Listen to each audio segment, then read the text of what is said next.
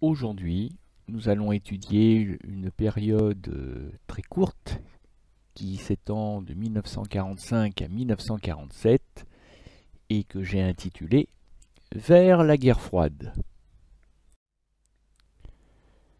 Nous sommes entrés de plein pied dans la guerre froide avec la doctrine Truman que nous avons étudiée lors du module vidéo précédent. Nous avons laissé la parole aux États-Unis, mais quelle va être la réponse de l'Union soviétique? Eh bien, ça va être la doctrine Jdanov que ce petit module vidéo vous invite à découvrir sans plus tarder. Donc, pour bien saisir les enjeux de la doctrine Jdanov, il faut donc avoir en mémoire que c'est le président américain Harry Truman, l'homme qui fit bombarder le Japon par les armes atomiques américaines à Hiroshima et à Nagasaki en août 1945, c'est le même homme qui a allumé la mèche de la guerre froide à travers son fameux discours de la doctrine Truman en date du 5 mars 1947. La réponse soviétique, la réponse de Staline, va se faire attendre, du moins en apparence. Parce que dans la réalité, Joseph Staline a reçu le message 5 sur 5 et il va agir en redonnant vie, en particulier à l'internationale communiste, le Comintern, cette organisation communiste mondiale créée par Staline en 1920, qui avait été, rappelez-vous, à l'origine de l'éclatement des partis socialistes entre ceux qui avaient décidé d'obéir à Lénine et ceux qui avaient refusé de le faire.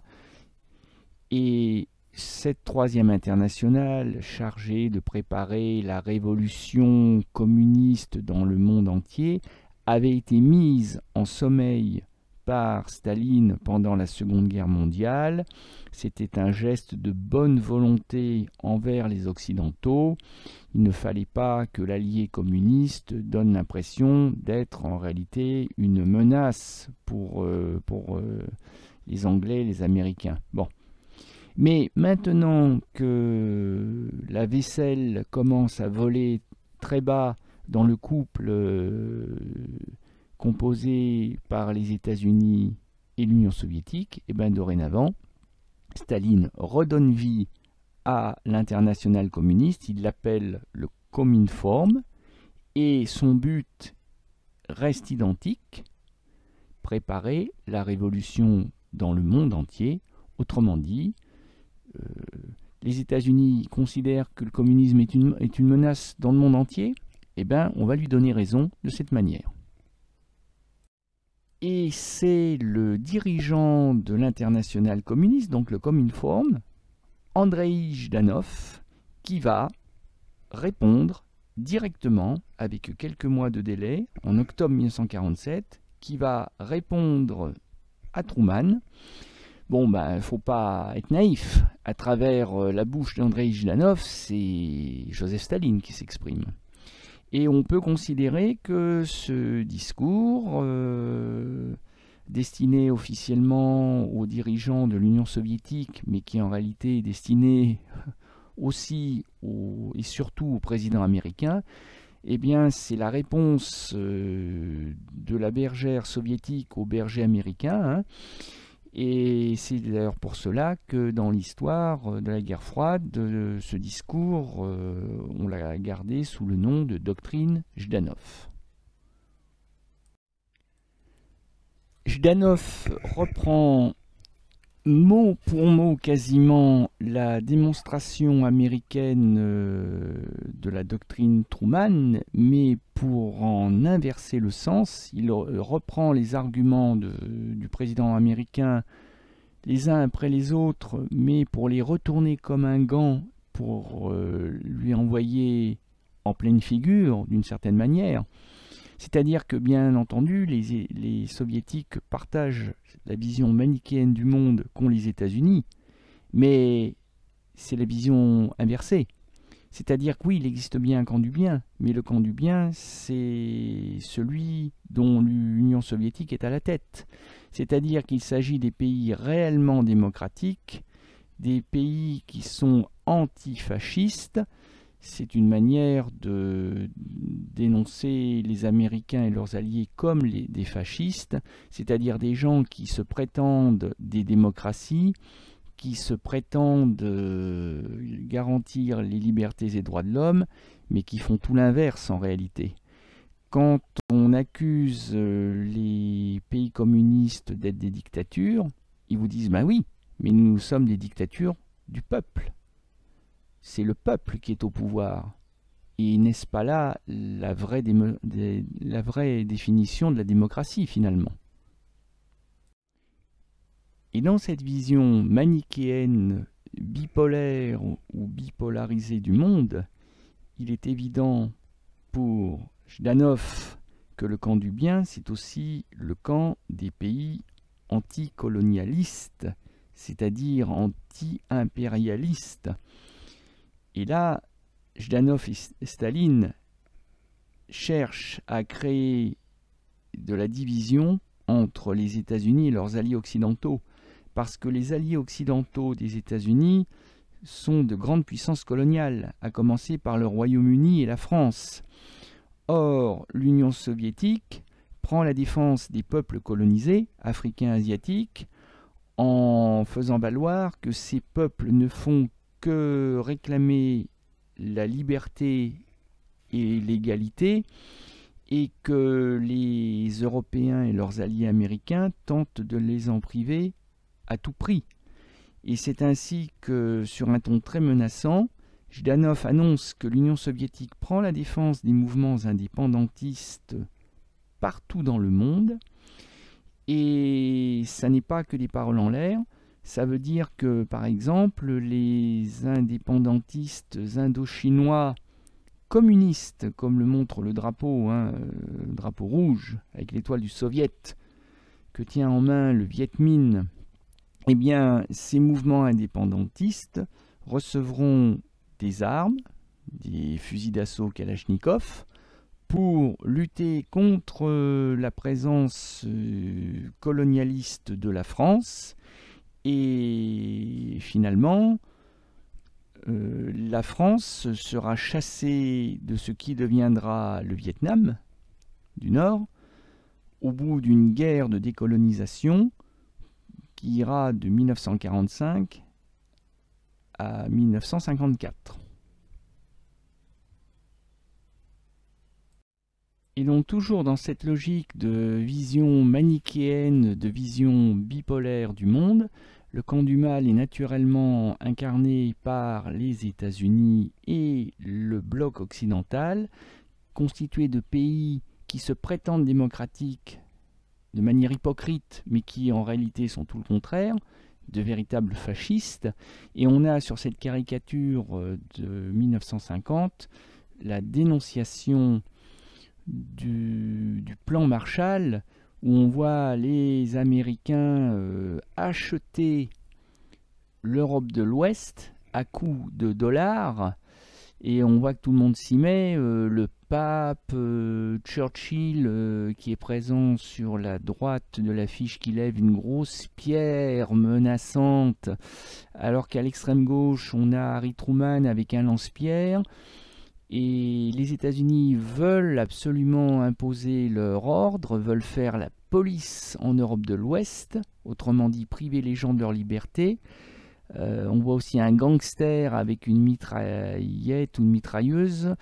Et tous ces gens-là menacent la paix, l'ange de la paix, qui est chassé du paradis, du soi-disant paradis occidental, et qui trouvera refuge, heureusement, dans le paradis, le vrai, le paradis communiste, le paradis soviétique.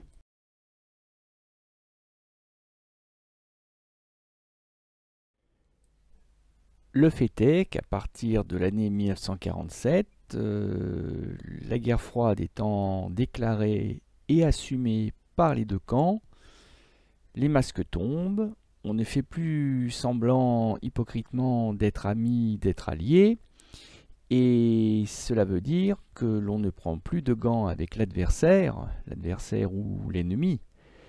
Et c'est ainsi que les débuts de la guerre froide vont être marqués par des crises graves qui auraient pu faire basculer le monde dans une troisième guerre mondiale. Et ces crises graves vont évidemment se situer sur les zones de contact, les zones de front de la guerre froide, c'est-à-dire là où les deux blocs sont en prise directe. Et l'Allemagne en particulier va fournir la première crise grave de l'histoire de la guerre froide avec le blocus de Berlin entre juin 1948 et mai 1949, mais je ne vous en dis pas plus puisque ça sera l'objet d'un prochain module vidéo. Dorénavant, maintenant que les deux camps sont entrés dans la guerre froide et assument leur inimitié, l'Union soviétique rendra coup pour coup. Les États-Unis ont dégainé les premiers avec le plan Marshall. Staline va interdire aux pays d'Europe de l'Est sous contrôle de l'armée rouge d'accepter l'aide américaine, qui est assimilée à une tentative de corruption. C'est ce que montre l'affiche de droite, où l'on voit le peuple est-européen et le peuple communiste rejeter avec dédain la basse tentative de corruption de l'oncle Sam, qui dans une main offre des produits alimentaires, mais dans l'autre cache un fusil à baïonnette. Et le peuple européen de l'Est ne sera pas assez bête pour se laisser prendre à cette pitoyable tentative de corruption. C'est le message de cette affiche. De la même manière, Staline ordonnera au Parti communiste français, alors très puissant sur le plan électoral en France, lui ordonnera de faire campagne contre le plan Marshall qui sera assimilé à une tentative de colonisation de la France par la pieuvre américaine avec ses yeux en dollars. La France étant le deuxième pays le plus bénéficiaire de l'aide américaine, et l'image de la pieuvre avec ses tentacules, c'est pas uniquement parce que c'est un animal un peu hideux, gluant, pas très sympathique, mais c'est aussi parce que la pieuvre, c'est l'animal qui symbolise la mafia. Alors certes, la mafia est d'origine italienne, mais elle s'est fortement implantée aux États-Unis. Vous avez tous entendu parler des gangsters d'Al Capone.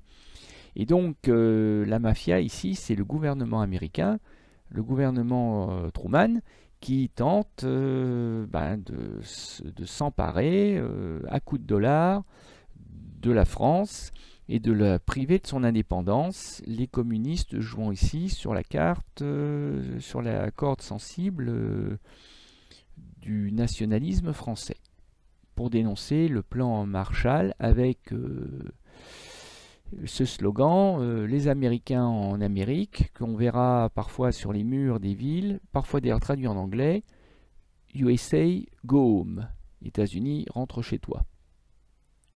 Et pour la même raison, Staline va mettre en place, c'est la réponse du berger à la bergère, va mettre en place à partir de 1949, donc avec un peu de retard, un KEM, Conseil d'assistance économique mutuelle, Comecon en anglais.